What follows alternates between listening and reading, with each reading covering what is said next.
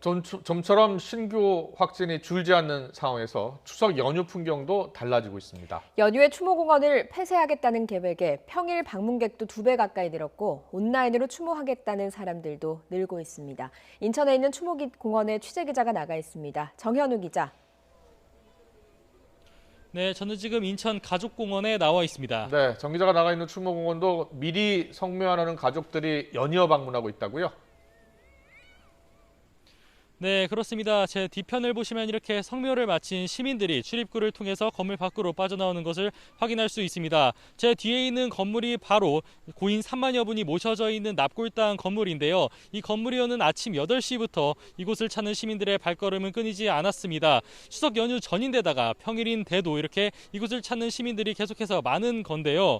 공원 측 관계자는 오늘 방문객 차량이 2,000대로 평소인 1,000대보다 2배 가까이 늘었고 이곳을 찾은 시민들도 5,000명 정도 된다고 전했습니다.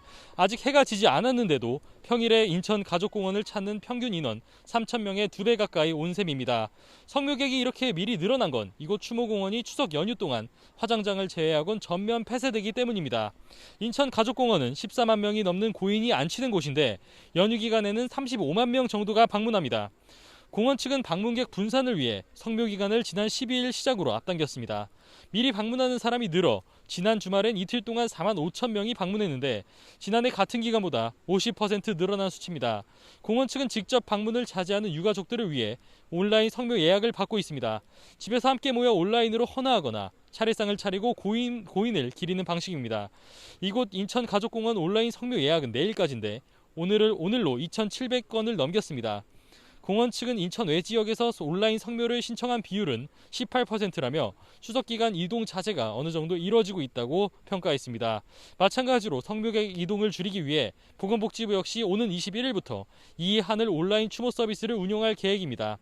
보건복지부 장사정보 시스템에 신청하면 고인의 안치 사진을 받아서 주변을 차례상 사진으로 꾸며 비대면 추모를 할 수 있게 되는 겁니다. 정부의 이동 자제 명령에 따라 고향 방문이나 역귀성 역시 줄어들 것으로 보입니다. 매년 열차표 예매 전쟁이 벌어지는 경부선의 경우 작년 웹사이트 최대 접속자 수는 24만 명이었지만 올해는 21만 명으로 줄었습니다. 경남 창원과 전남 완도군 등 전국 지방자치단체들도 이동 멈춤 운동을 벌이면서 벌초 대행료를 최대 40%까지 할인해주는 곳도 나왔습니다. 추석 때마다 관광객과 귀성객으로 북적이던 공항도 한산해질 것으로 보입니다. 국제선 탑승은 자가격리 등으로 제한되어 있고 국내선 항공편도 예약이 줄었습니다.